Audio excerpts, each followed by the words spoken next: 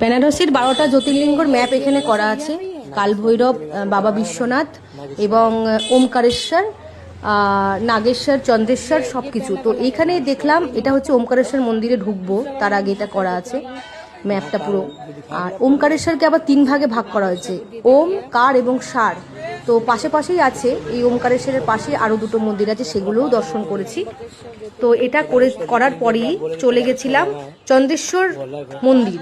চন্দ্রেশ্বর মন্দিরের এখানে তুমি দেখবে একটা কূপ আছে, সেই কূপটাই ওপর থেকে মানে অনেক কয়েকশো ফুট নিচে জল, এবং ওপর থেকে নিজের প্রতিচ্ছবিটা তবুও দেখা যায়। এই গাইড ভাইটি বলছিল এবং মন্দিরের পুরোহিত বলছিলেন যে যে ব্যক্তি ওপর থেকে ওই জলে তার নিজের ছায়া দেখতে পায় না, সে 6 মাসের মধ্যে মারা যায়। এটা হচ্ছে ওমকারেশ্বর মহাদেব। তারপরে আরো 2টো জায়গা করেছি। তো সেখান থেকে চন্দ্রেশ্বর মহাদেবের মন্দিরে চলে গেছিলাম। সেখানকার কূপের যে জল সেটা নিয়ে এসছি আমিও সংগ্রহ করে। অনেকেই বলছিল, পুরোহিত মশাই বললেন যে নিয়ে যান সংগ্রহ করে, এই জল সহজে পাওয়া যায় না। তো আমিও সেখান থেকে জল নিয়ে এসছি। তো উপর থেকে পুরো ভিউজটা দেখতে পাচ্ছ। তারপর ওখান থেকে আরও মায়ের মন্দিরে চলে গেছিলাম।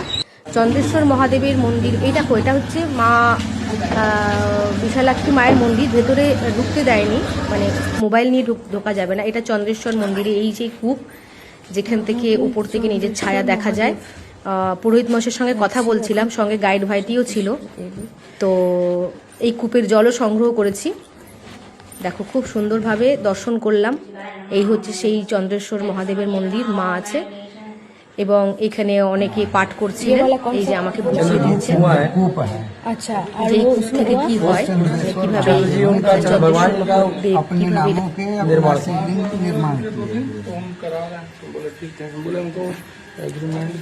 इसमें झांकिए, झटका वो दिख रहा परछाई, ध्यान से चलना पड़ेगा। मोबाइल गिरे ना, ध्यान रखिए। नहीं नहीं ठीक है। मोबाइल पर मत रखिए, पहले मोबाइल नीचे रखिए पड़ा।